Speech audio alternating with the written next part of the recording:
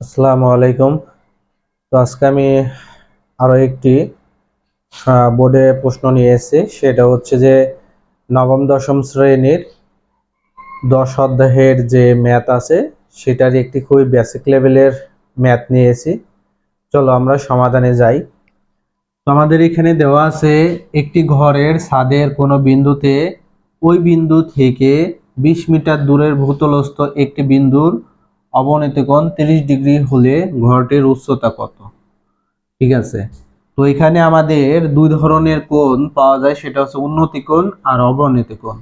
তো সাপোজ ধরো যদি আমাদের এটা যদি ভূমি হয়, তাহলে আমরা যদি এই ভূমির উপরের দিকে যে কোণটা পাবো সেটাকে বলা হবে উন্নতি কোণ, আর নিচে যে কোণটা পাবো সেটাকে বলা হবে অবনতি কোণ।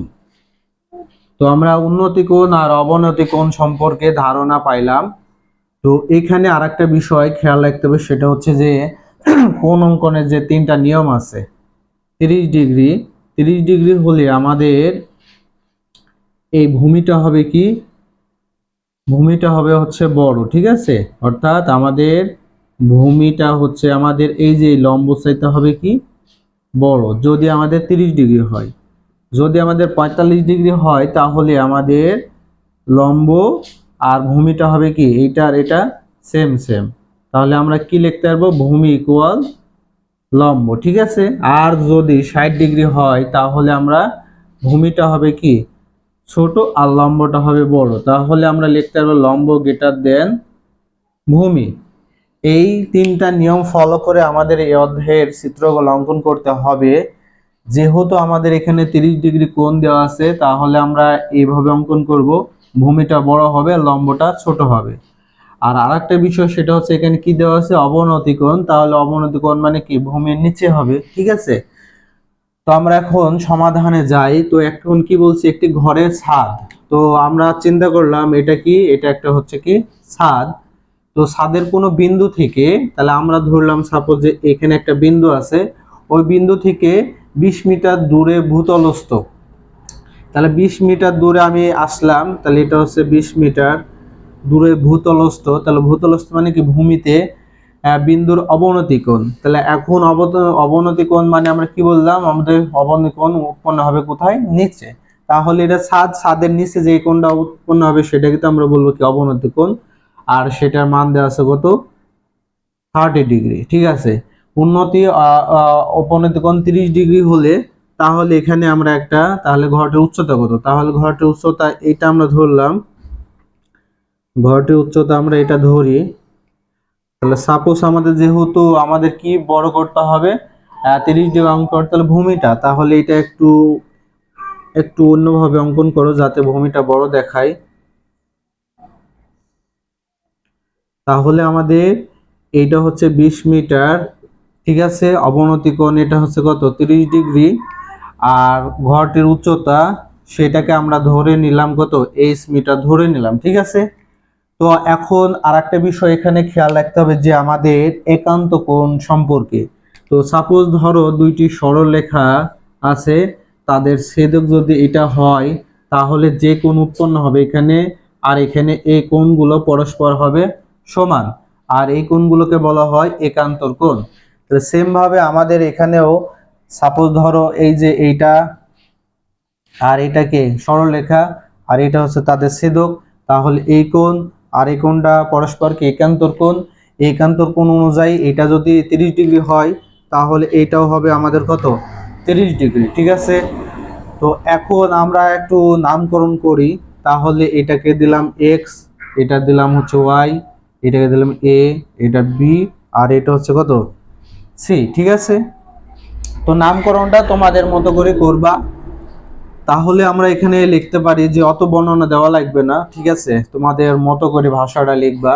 তো এখানে আমরা কি করলাম যে তাহলে লিখি যে ধরি যে এ বি সমান কত 8 মিটার। এটা হচ্ছে কি আমাদের যে ভূমি থেকে ছাদের যে উচ্চতাটা সেটা আমাদের বের করতে বলছে, ওটাকে আমরা ধরলাম কত 8 মিটার। তো তারপরে আমাদের আর কি দেওয়া আছে, আর তো আমাদের দেওয়া আছে কোণ। তাহলে আমরা কোণটাকে লিখতে হবে কি যে এক্স এ সি, তাহলে এক্স এ সি কোণ সমান এ সি বি কোণ। এ সি বি কোণ এরা কি কোণ? এরা হচ্ছে এখানে তাহলে লেখো যে একান্তর কোণ, অথবা আমরা এভাবে না লিখিও আমরা এখানে 30 ডিগ্রি লিখে থার্ড ব্র্যাকেট আমরা কি দিতে পারি যে একান্তর কোণ, একান্তর কোণ পরস্পর কি পরস্পর সমান, এই কথাটা আমরা লিখে দিতে পারি। ঠিক আছে, আর আমরা কিছু পাইছি? আমরা তো কিছু পাই নাই। তো আমাদের তাহলে এই যে এ বি এইটা দেওয়া আছে আর এটা দেওয়া আছে, তাহলে আমাদের আরেকটা এখানে বিষয় খেয়াল রাখতে হবে যে কোণ সবসময় আমাদের কি যে এই থিটা কোণ মানে আমাদের কি ভূমিটা সবসময় এই কোণটা ভূমি আর অতিভুজ মিলে আমাদের উৎপন্ন হয়। তাহলে আমাদের এটা যদি কোণ হয় তাহলে এটা হবে ভূমি আর বড়টা হবে অতিভুজ। তাহলে ভূমি আর অতিভুজ আমাদের অতিভুজ এটা হইলো। তারপর আমাদের মান বের করতে হবে কার মান? এইচ এর মান। তাহলে এই বাহুটা হবে কি লম্ব, তাহলে এইটা হবে লম্ব, এইটা হবে অতিভুজ। লম্ব আর অতিভুজের মান দেওয়া আছে। ঠিক আছে, তাহলে তোমরা চিন্তা করবে কিভাবে যে যেটার মান দেওয়া আছে কোনটার মান বের করতে বলছে। তাহলে এটা লম্ব আর অতিভুজ, লম্ব আর অতিভুজ কোনটার সাথে রিলেটেড? তাহলে আমরা জানি সাইন এর সাথে রিলেটেড। তাহলে লেখো, তাহলে যে অনুপাতের সাথে রিলেটেড হবে সেটা দিয়ে বের করলেই হয়ে যাবে। তাহলে লিখি যে এ বি সি সমকোণী সমকোণী ত্রিভুজে, তাহলে আমরা কি পেলাম? সমকোণী ত্রিভুজে যে সাইন, তাহলে আমাদের কোণ কি সাইন সি কোণ সমান লম্ব বাই ভূমি। লম্ব কত? এইচ, সরি লম্ব বাই কত? অতিভুজ, লম্ব বাই অতিভুজ। তাহলে অতিভুজ কত? যে আমাদের 20 মিটার দেওয়া আছে। তাহলে সাইন, তাহলে আমাদের কত? সি কোণের মান হচ্ছে 30 ডিগ্রি, এইচ এর মান বের করবো, এটা 20 দেওয়া আছে। ঠিক আছে, তাহলে সাইন 30 ডিগ্রির মান কত? সাইন 30 ডিগ্রির মান হচ্ছে কত? হাফ। তাহলে এইচ বাই কত? 20। তাহলে আর গুণ করে এটার সাথে এটা, এটার সাথে এটা, তাহলে আমরা এইচ এর মান বের করবো, সেহেতু এইচ ইন্টু 2 আর 20 ইন্টু 1। তাহলে আমরা এখানে পাচ্ছি কি যে 2 গুণ আছে পাশে ভাগ করে দাও, তাহলে 20 কে 20 পেলাম, 2 দ্বারা ভাগ করো। অতএব এই সমান তাহলে কত হবে? 10 মিটার। তাহলে আমাদের ভূমি থেকে এই যে ছাদের এই বিন্দু পর্যন্ত আমাদের ঘরটির উচ্চতা কত? 10 মিটার। ঠিক আছে, তাহলে এই ম্যাথটাতে আমরা অনেক কিছু বেসিক দিয়েছি। আশা করি ক্লাসটা দেখলে তোমাদের অনেক ভালো লাগবে এবং এই অধ্যায় সম্পর্কে তোমাদের ধারণা চলে আসবে। পরবর্তী এই বেসিকের ম্যাথটা বুঝতে হলে পরবর্তী যে গুরুত্বপূর্ণ ম্যাথগুলো আছে সেটা বুঝতে পারবা এবং পরবর্তী সেই ক্লাসগুলো পাবা ইনশাআল্লাহ। সবাই ভালো থাকো, আল্লাহ হাফেজ।